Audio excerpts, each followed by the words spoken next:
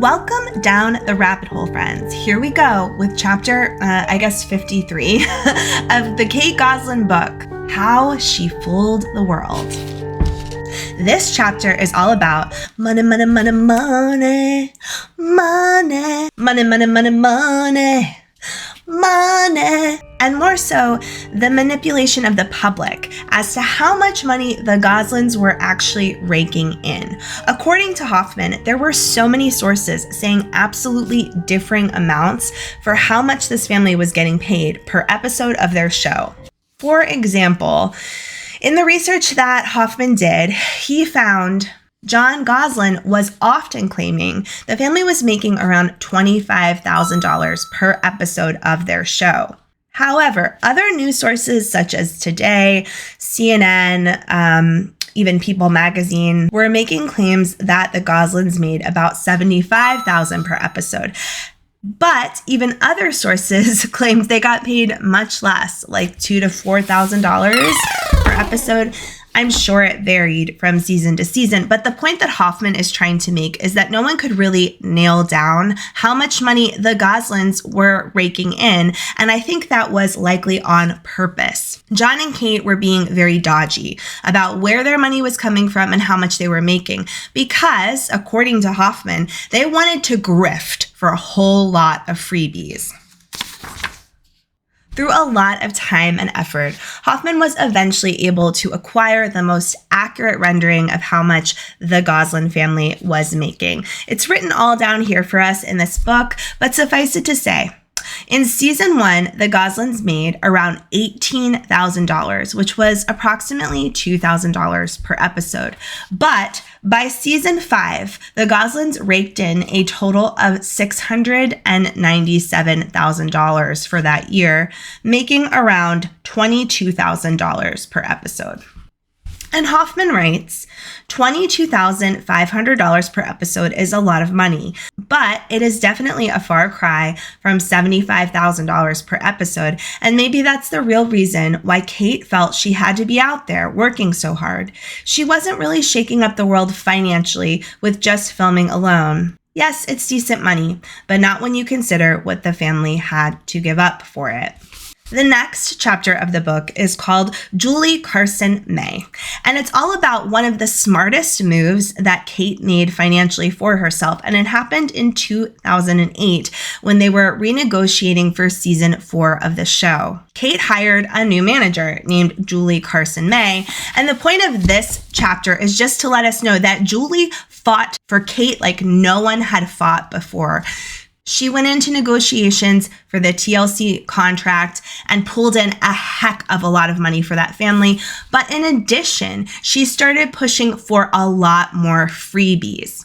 She garnered additional compensation for licensing, endorsements, sponsorships, DVDs, new product lines, radio, speaking, voiceover, internet and online commercials, and they would get a large percentage of whatever was brought in from all of that additional work outside of the show.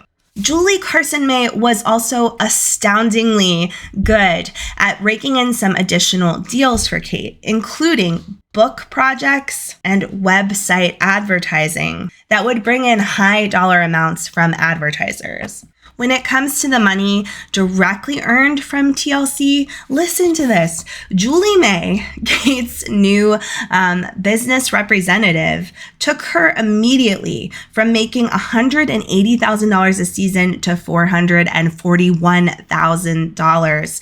So 4 times the amount they had been making before.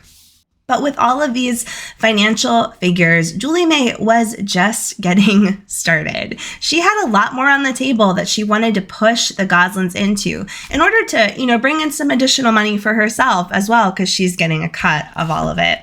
Specifically, Julie May was the queen of signing Kate up to do all of these speaking engagements. And in the 2 years before John and Kate officialized their divorce and they stopped doing the John and Kate plus 8 show, people have estimated that the figure Kate brought in was close to $5 million. And in the next several chapters, we're going to hear about all of the amazing freebies that Kate Gosselin racked up during that period of time. Okay, so to start with, when Julie May came on board with Kate, one of the major things that Kate wanted to get out of TLC was better vacations for herself and her kids. And you better bet that those vacations needed to include a spa package specifically for Kate, because it's not all about the children, you know?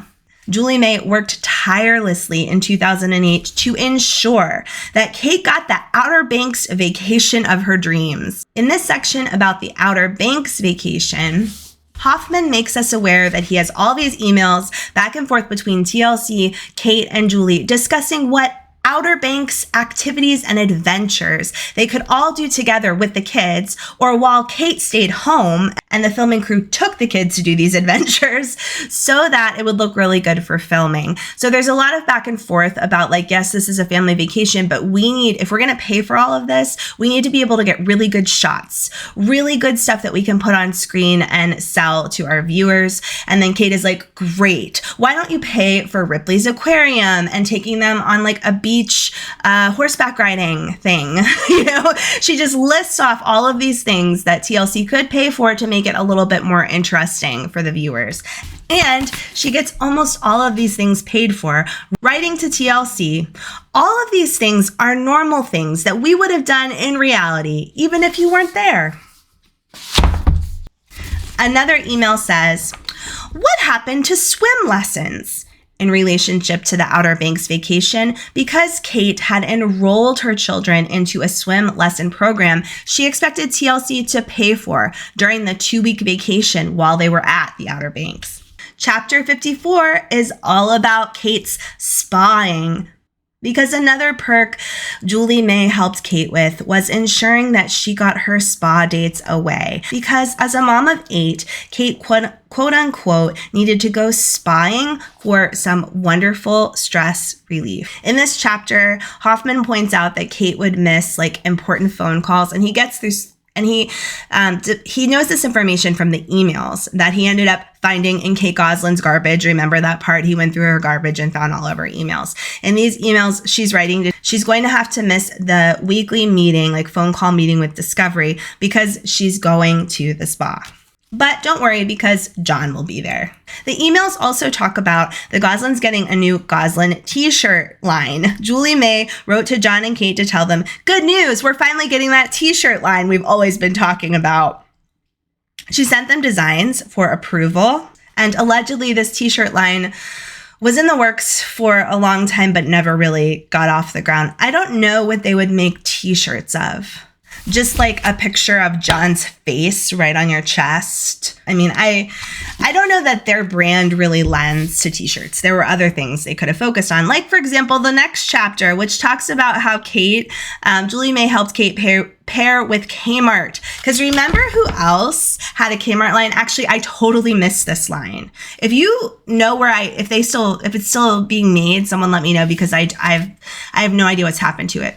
But when I was in college, I used to be obsessed with going to Kmart and looking at the Martha Stewart line they had there. Yes, I'm a nerd. I've always been a big nerd. We know that. But I remember that I really liked to get things from the Martha Stewart line and put it in my dorm room, because I like to look cute and pink, and like I was a bougie 67-year-old woman living in the dorms, I guess. But anyway, I loved the Martha Stewart line at Kmart. And if you remember, Kate Gosselin wants to be the next Martha Stewart, only 8 times better, because she has 8 children.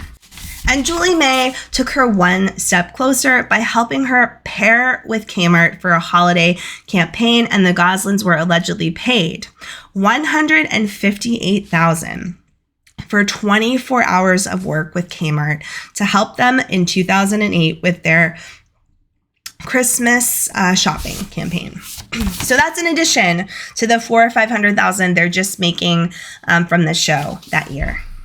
The next chapter, which we'll call, chapter 56, is all about free home furnishings. Once again, in 2008, Julie May was just like, she was a force of nature for Kate. She did a great job, because the Goslins were moving into their new $1 million home, and And Kate Gosselin was like, we're going to have to furnish this puppy. And you better believe that's not coming out of the money I made myself from TLC. Discovery Health was trying to work to get a deal for Kate with Ethan Allen. Wow, that's like really expensive furniture. And they wanted to go with John and Kate to the store to pick out the furniture and they would film it. Hoffman reminds us that anyone watching the show would likely assume that the Goslins were buying the furniture for themselves, but of course they weren't. The show would be paying for it.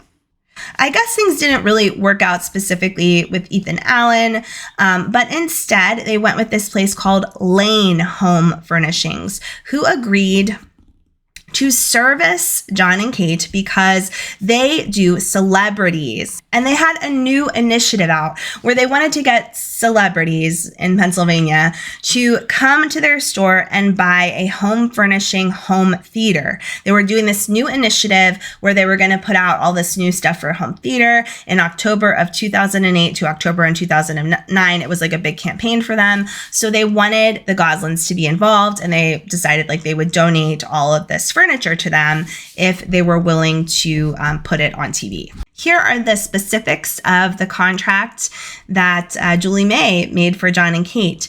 John and Kate would be paid a fee of $30,000. But then they would also receive $30,000 in Lane home furniture that they would pick out themselves.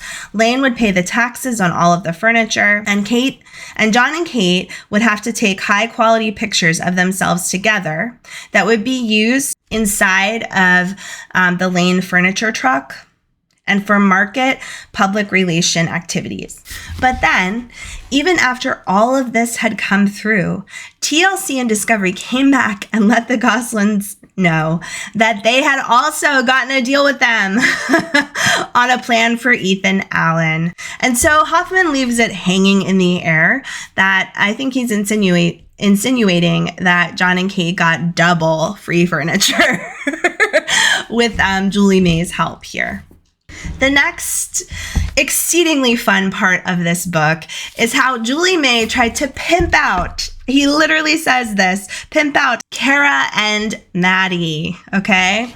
It was going to be a book series. Hoffman writes, in their ongoing and unrelenting efforts to squeeze every last drop of usefulness out of the kids, Kate and Julie May tried to pimp out Cara and Maddie, two 8-year-old girls, to write a series of children's books. And they had this built into their contract with Discovery so that it wouldn't be through Discovery, they'd be able to do it on their own. Julie May wrote an amendment to their new contract saying that Cara and Maddie had the right to do children's books and they could do sequels.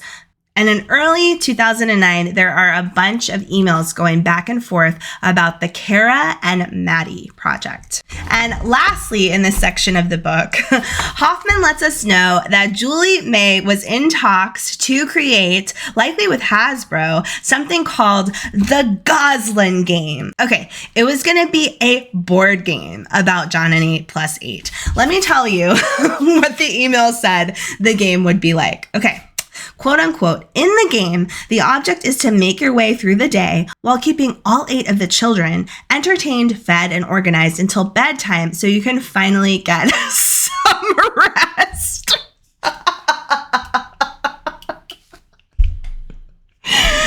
What a fun, amazing, innovative game to have on your bookshelf at home. So you can pretend to do in a game what you probably do every day already.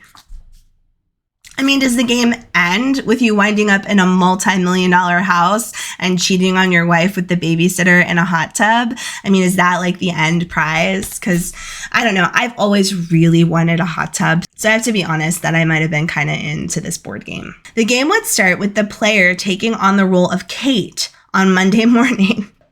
The player needs to get through 7 day-night cycles to win the game's first level. Each level will not only be separated by days, but each day will also be separated in sections like breakfast, lunch, and dinner. So this game allows you guys to pretend to be an exhausted, overwhelmed mom of 8, but you don't get Aunt Jody to babysit or the ladies from church to come over and do your cooking and cleaning for you. No, you actually still have to take care of your real family, plus take care of Kate's 8 in this board game when you play at night, when you finally get to relax and sit down with your kids to play a board game at night. But it goes on, guys. Listen to this. Week 1 is about basic daily life in the Gosselin household with getting the twins. How many weeks? Like, how long is this game going to be? Okay. Week 1 is about basic daily life in the Gosselin house with getting the twins ready for school and getting the sextuplets awake and ready for breakfast. I think Julie May was out of touch with what families around the world were going to want from the Gosselin family. Each of the Gosselin kids will have their own timer. When they get antsy, they will start crying and then have a full-blown tantrum if they're alone for too long without getting what they need. Oh, that's amazing. Wow.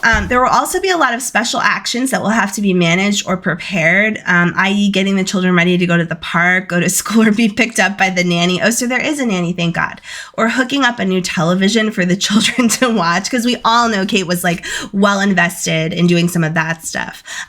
This is a side note, I actually remember seeing many times Jody and her husband, so that was Aunt Jody and Kate's brother Kevin, used to come over constantly and help John fix things around the house. Like they put in new window treatments. It's like Kevin, Kate's brother, seemed to know a lot about like contracting or just fixing little things around the house. And it's like John and Kate didn't know any of that. So he would come over and basically fix it for them while they filmed John and Kate helping Kevin fix something in their house. So once again, lots of help, lots of people around supporting them that they just throw overboard when the time comes and they're done with them. But getting back to the game, there's another facet of this game that's really interesting. John and Kate will act as a tag team, where on alternate days, the player, either John or Kate, will only be able to get the other's help for a limited amount of time.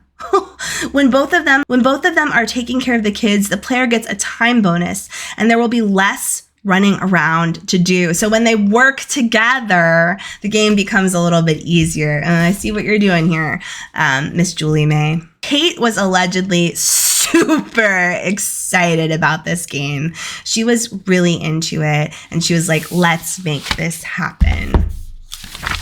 The next section of the book goes into the many freebies that the family was getting on top of all of the money they were making. Kate was just getting a lot of stuff. We've seen some of this in the earlier chapters, but let's run through some of it now. Okay.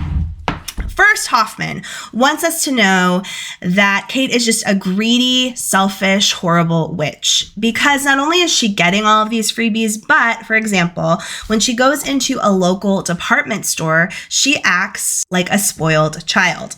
He cites a source from Us Weekly, detailing just one of the occurrences that happened that people were speaking about locally. This is what he writes. A clerk at the local department store had an amusing experience with Kate, the celebrity, as she put it to me in 2009. She was working the makeup counter at a local store, and Kate was there for almost an hour testing products and asking for free samples of everything. Then, when the clerk totaled up her bill, Kate demanded to see the store manager to ask why she was being charged so much.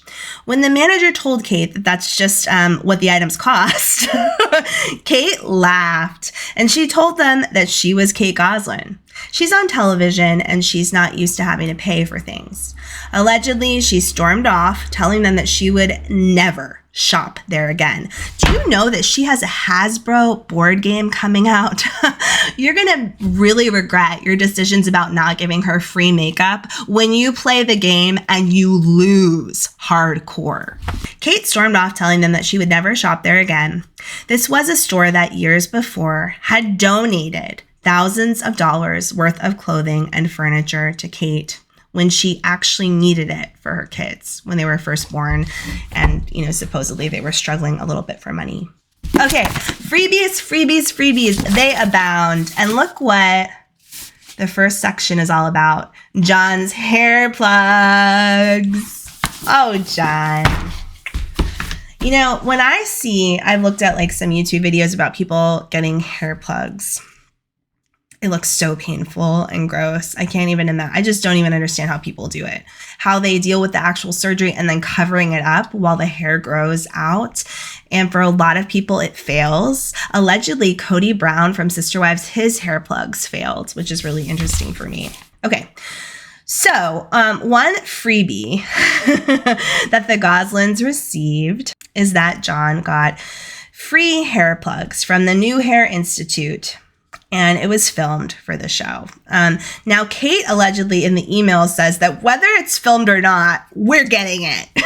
So I think it's funny that Kate is always grifting, always wants things for free. I believe that even for herself, it's clear to me she's had a ton of plastic surgery done.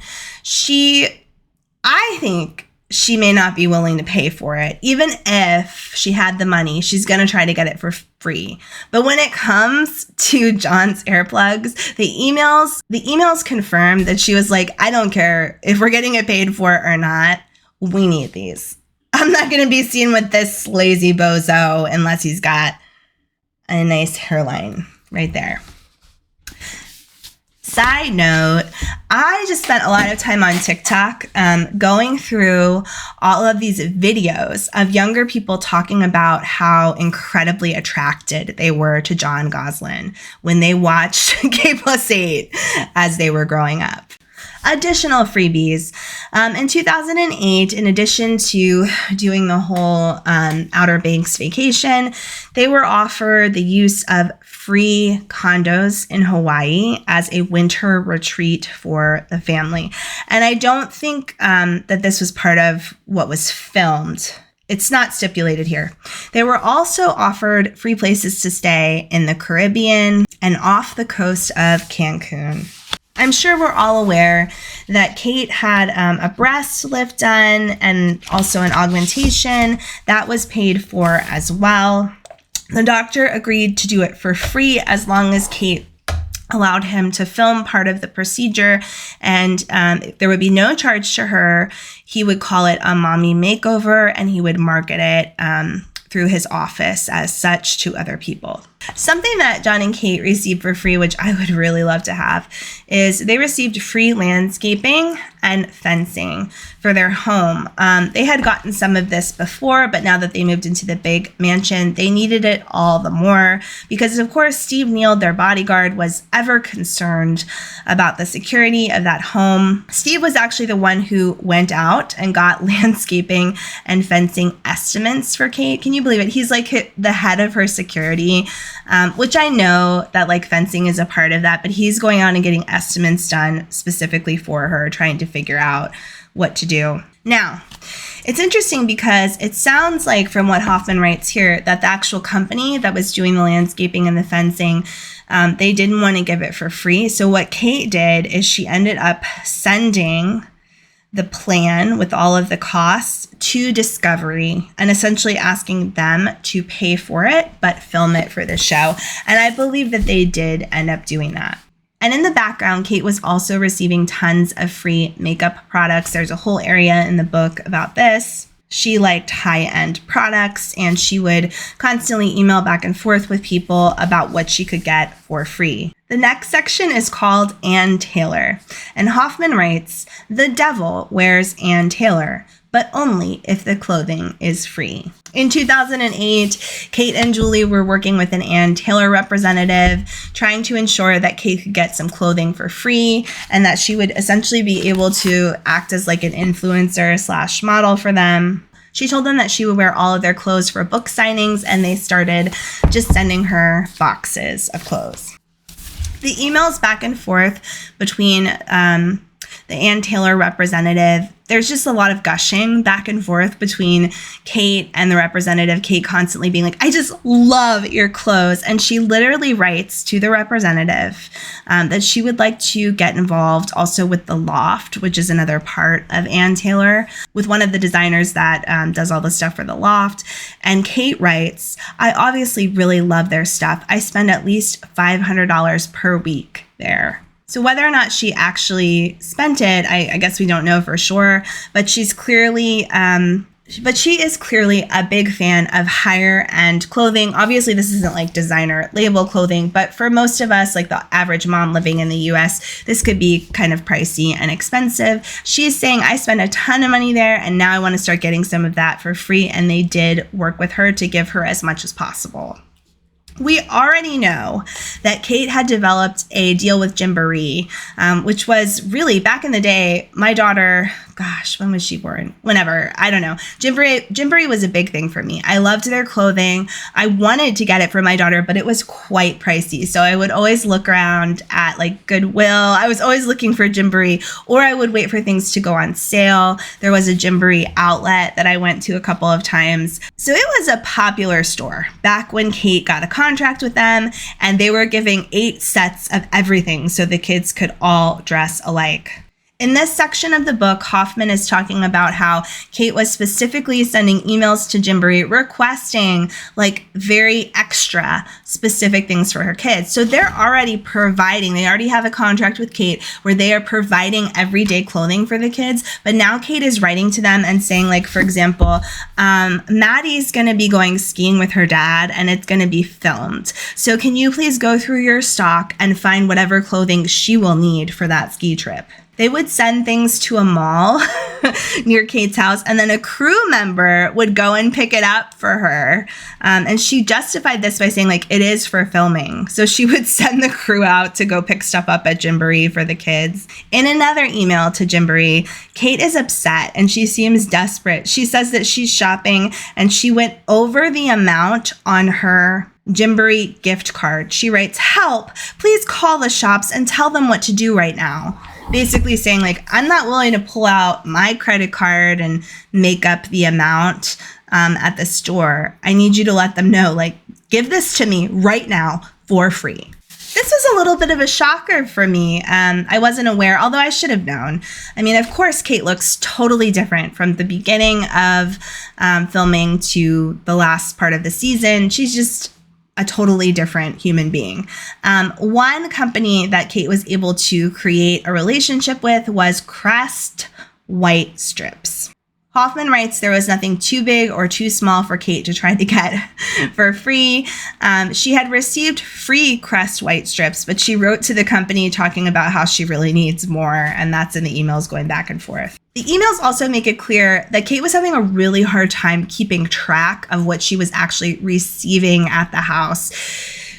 There were times that she wasn't sure if she had gotten something, where it was. She didn't say thank you. She didn't let people know that she had received it. It's just like a lot of emails back and forth of like, where is this? Did I get that? It must be at the house. It's got to be in the garage somewhere. There was just so much free stuff coming in. She didn't know what she had and what she didn't have. I'm sure you guys remember I brought up that once John and Kate moved to this big mansion, in Reading, Pennsylvania, they decided that they needed to get these big, beautiful, huge security attack dogs. They were like German Shepherds, beautiful dogs, nice dogs. They got them from a local breeder, and my understanding was that it was for free, that they were donated or they were paid for by TLC. It doesn't say specifically here, but it does say that Kate worked with a local fencing company to get an underground electric fence set up for the dogs.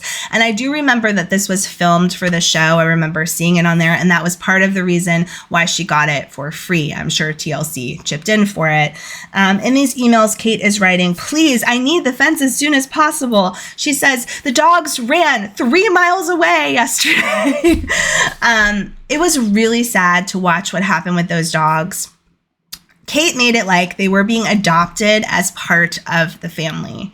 But from everything I've read, that's not really how things went down. First and foremost, we all know that Kate hates messes. And what are dogs going to do but create like little puppies? They create messes in your home, especially like peeing and pooping.